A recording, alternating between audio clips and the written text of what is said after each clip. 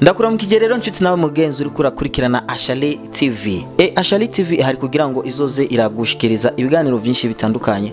Nkuko rero twabisezeranije tuzoza turabazanira imisi yose ikiganiro kijanye no kubereka ukungene mukwiye kwifata mu kibano. Ibi rero bikazogufasha wewe nawe wifuza gushika ku iterambere rirama. Iterambere rero ni iterambere ni ikintu kirondegwa wowe uri kuranyumviriza. Ariko rero kugira ngo rero tubandanye iki kiganiro cyacu nuko no kwibusa kugira subscribe canke s'abonner mu rurimi rw'igifaransa. Iyo nayo bakayigira gute ni vyandiko bitukura biri ngaho hasi canke ugakubitako kugira ngo uze uraronka notification canke video zacu bura uko dushizeko video. Uyu munsi rero turi buze kuraba iki? Turibuze kuraba ingeso zitanu zo kugira ngo ubeho uri umunyamafaranga, kuko ubu tugeze muri yasi abantu bose bariko barashaka kuronka amahera. Hariho abantu benshi ntibaryama, hariho abantu benshi donc ntibafise ukuntu bifatana cyane kugira ngo mu kurondera amafaranga. Wanashaka naho bishika cyane ugasanga abantu bariko barica bagenzi babo, abandi bakabaruga iyo bariko bararondera amafaranga. Ariko rero ikintu kica kibabaza n'igiki nuko iyo ayo mafaranga bayaronse bashobora kuronka amafaranga menshi atandukanye, menshi abaronka iraki zibiri, iraki 5, miliyoni, hariho n'aba millionaire cyane. Ariko mugabo ikintu kica kibabaza n'igiki nuko hariho bamwe usanga batazi gukoresha ayo mafaranga. Ni babandi birirwa batunze mugabo ku mugoroba ugasanga nabakene. Ushobora kuronka iraki 5 mugabo ukabura ukungene iyo zanyikiye. Ni wandi uzabumva ngo nari mfise iraki 5 mu gitondo ngo ariko mugabo ukuntu zaheze ntavyo nzi. Ibyo rero biva kuki? Reka rero ndakubwire ingeso zitanu zituma abantu benshi bananirwa no kuba abantu bafite amafaranga bitwa aba billionaire. Siko kuri ubwo rero gumana na jewe Ali Ibn Daud kugira ngo mbandanye ndaguhereza ibintu byinshi bikomeye.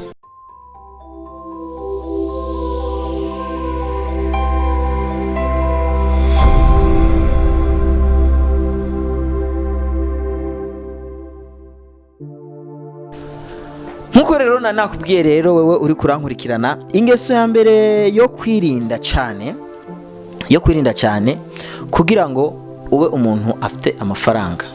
Ingeso ya mbere ni wirinde cyane gukoresha amafaranga asumba umutahe uhembwa ku kwezi.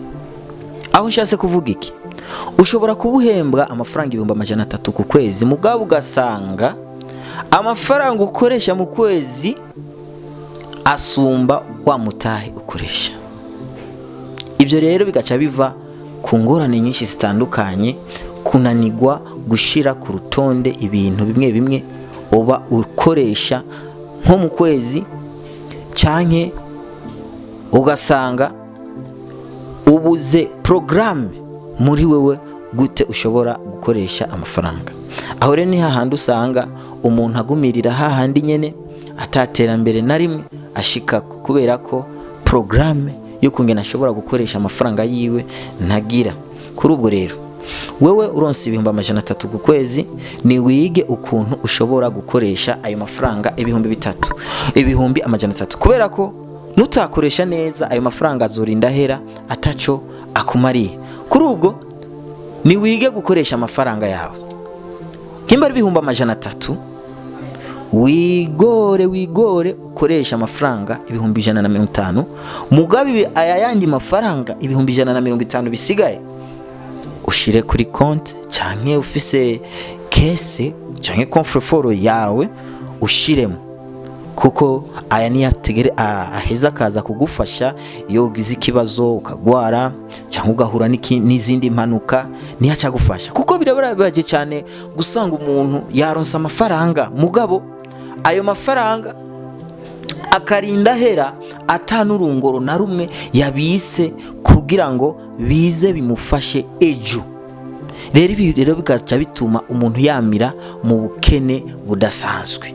Kuri ubwo rero wewe uronsa amafaranga nk'imba uronse amafaranga 1000 ni wige gukoresha urya 500 usigaza andi 500, urye 200 usigaze ayandi 800. Kuri ubwo rero iyo ni ingeso ya mbere. Ingeso rero igira kabiri rero, wewe uri dukurikirana, ni wirinde cyane kugura ibintu bitagufitiye akamaro. Sinzi ukuri kurantahura, wowe uri kurankurikirana. Kugura ibintu, kugumugura ibintu atakamaro bigufitiye, kenshi na kenshi birakunze kubashikira abantu akaronka amafaranga mugabo ugasanga ari karatemberana amafaranga 300 mu mufuko, agatemberana amafaranga 300 mu mufuko. Niho handi usanga umuntu amusavye 2000 cyangwa akamusaba 20000, arumva neza yuko afise amafaranga 200 agakuramwo 20000 aza gusigaza amafaranga 180, urumva ntacyo bitwaye. Kuri ubwo rero wewe amafaranga yawe nturi kurayakoresha neza, ahubwo uba umuntu wo gukoresha amafaranga yawe neza. Dufate nk'akarorero, urashobora kuja mu isoko ufite amafaranga yawe 170, uvuye ugiye kugura ipasi yo kugorora, mugabo mara gushika mu isoko ugiye kugura ipasi yawe ugacuhura n'ikindi kintu, bibasha ko kiya kintu ndakibonye ndakigure ngire gute, romva rero ugacu usanga uri kuragura ibintu utari washize muri programme, uza kwisanga uri muri babandi batagira programme, amafaranga yabo usanga aguma akora mu bintu byinshi bitandukanye. Orke amafaranga yawe iyo uvuga bati je mfite iraki 2, muri ziraki 2 reka ngure muri kino kiringo nzogura ibirato vy'amafaranga 30,000, nongere ngire stock mu nzu y'amafaranga 50,000, ça fait 80,000, hama chensigaza sa combien, sa 20. Bon, 20 nayo cyenda yihereza umugore agire gute, uza kwisanga hariho amafaranga ngana 100,000 wabise muri konte yawe, ico twokwita intega bizoza. Mugabo rero mu gihe ubayeho utari wa muntu wiyumvira koma ushobora gukoresha amafaranga yiwawe, uzokwisanga nubwo woronka amafaranga 300 ataca kumarira, uzokwama muri babandi baguma barira yo. Reka rero turabe ikindi kintu kigira gatatu. Iyi ni ingeso abantu benshi usanga bafise, gutora amadeni.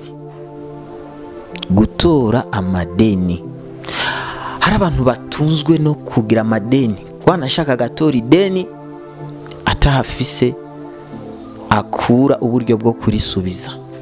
Iyi rero ni ingorane ikomeye cyane, wewe wifuza gushika ku iterambere rirama, wifuza nawe kuzoba mu bantu bafite abantu bafite amafaranga, nawe uzokwitwe kuri umuntu ufite amafaranga, kuko ideni nk'akarorero, hariho abantu benshi usanga bakunze gufata cyo tokwita credit muri banki. Rero ugasanga umuntu atunzwe n'ivyo, mbese wanashaka ugasanga afite uburyo bwinshi, mugu ugasanga we wabayeho mu gusaba ingurane muri banki. Kuko ndazi neza na neza ni wagenda gusaba amafaranga 100,000 muri banki, ayo mafaranga uzosubiza ntazoba ari bya 100,000 nyene,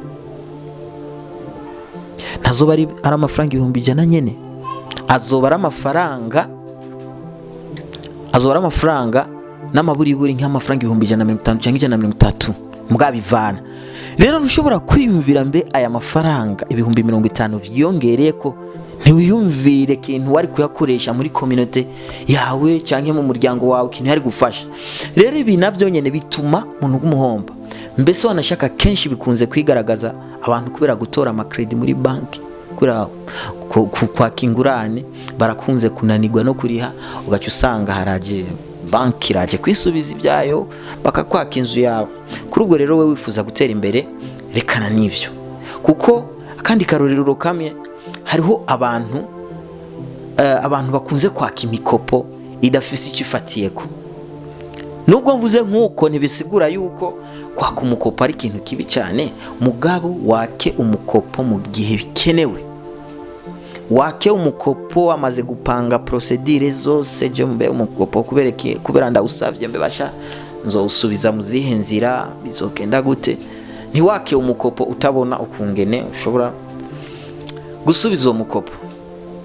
Kuko benshi nk'ubu muri no monde duteyemo hari abantu benshi usanga basaba umukopo, agasaba umukopo yifuza nko gukora birthday n'amafaranga asohoka gusa ntabwo yinjira. Mu bwacu usanga wasa umukopo kugira ngo ukore birthday, umva ntigisona mu bwonko. Hariho n'abandi baka umukopo, reka naka umukopo ngura umuduga kugira ngo abantu bambone mu isite kuntu ngendesha umuduga. Bwacu usanga rero uwo mukopo wenyene ubwawe nta ufise ushobora kuzowishura uwo mukopo. Rero iyo ufite akageso nkenako wisanga uri mu bantu bananiwe no kujera ubutunzi bwabo. Ibyo rero bikazotuma ugumira kuri ya level nyene ata ntambwe utera mu gihe ufise akageso nkenako. Rero ikigira kane gituma iyindi ngeso igira kane ituma abantu bananigwa no gukoresha uburyo bwabo amafaranga, ni yindi ngeso kandi ikomeye cyane, aho usanga umuntu w'umugabo cyangwa umuntu w'umugore ashobora gupangira programme y'amafaranga yakiri mu mufuko y'uwundi muntu. Basanga abwiye ebana, oh my friend ebana, genda gusavye za ntebe za salon ministre zimwe za 1,200,000, ndashaka yuko uzinkorere neza, hamuzinzanire muhira. Hari umujama zonzanira amafaranga ejo, hanyuma amafaranga cinda yaguha. Nguka murabo uyu muntu kibaza mbebasha aya mafaranga ibi binambwiye, eske aya mafaranga afise mu mufuko? Uri hari amafaranga atarakuja mu mufuko ntabarayi wawe. Ntabarayi wawe.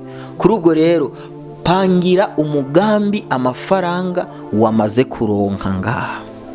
Kuko iyo upangiye amafaranga, iyo upangiye umugambi amafaranga ataraja mu mufuko wiwawe, ni hahande ejo kakudeseva kaza induru, ugaca usanga uriko uragwa mu ngorane utari witeze. Ugaca usanga wari witeze nka yuko intebe zawe uza kuzigura 1,200,000, hanyuma y'amafaranga kubera yarakiri mu mufuko w'undi muntu agaca kubwira ati naronse amafaranga 800,000. Kuri ubwo uguye manka y'amafaranga 800,000. Aya 800 bizoca bisaba yuko wikora muri ya mahera usanga wari wabise cyane ari mafaranga wari wapangiye ibindi bintu, ugasanga programme yawe uriko urayonona. Kuri ubwo rero niki kintu bisaba yuko upanga amafaranga wayaronse ngaho. Ufite amafaranga 300,000, ukavuga ati amafaranga yanje rero agiye gukora muri zino nzira. Mugabo amafaranga ubuyabona, ntugapangire imipango amafaranga ataraja mu mufuko wiwawe. Kuko ukaramuka uyapangiye umupanga amafaranga ataraja mu mufuko wiwawe, igikurikira ni ingorane zikomeye cyane. Kuri ubwo rero vyirinde, ntimba wifuza kuba umuntu afite amafaranga.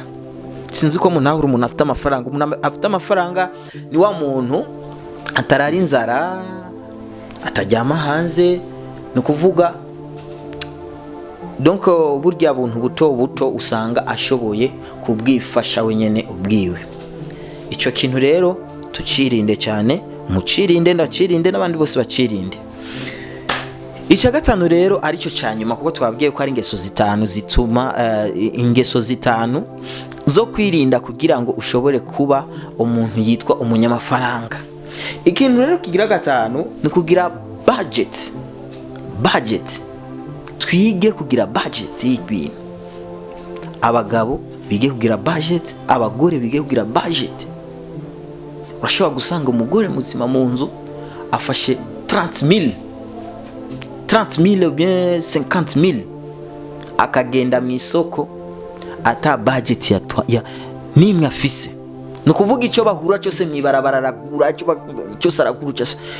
Uko no gusesagura itunga mu bantu bazokwitwa abantu bafite amafaranga, wowe nturimwe. Mugabo mu gihe wicara hasi ugatora urupapuro ukandika, no munsi ndaza kugura ibintu runaka, ndagura iki ikitari kuri ya rwa rupapuro rwawe ntugure, kubera ko iki kiza kuba kije kwiyongera mu bintu wewe utari wapanze. Kuri ubwo rero ukabaho ufite indoto z'uko ibintu byawe byose uzozura bitwarira ku murongo, wowe ufite iterambere muri wewe, na cyane cyane abantu bamaze kuyaronka ibi bintu babikorere ko cyane kugira ngo bitwe abanyamafaranga. Impanuro rero ya nyuma novuga yuko mwirinde cyane kugendana amafaranga menshi.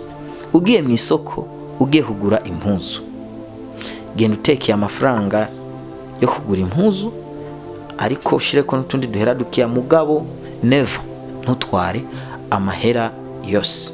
Kuri ubu karamuka utwaye amahera yose, ibizokurikira nivyo ndakubwiye. Kuri ubwo rero tubonane mu kindi kiganiro kizokurikira. Ndabashimiye cyane mwese mwariko murakurikirana kino kiganiro kuri Ashali TV. Nuko wokanda icyo kimenyetso kiri ngaho cya subscribe, buri uko dushizeko ikintu cyacu izohore iziravuga. Kuri ubwo rero ndabashimiye cyane mwese, Imana ibahezagire, murakoze.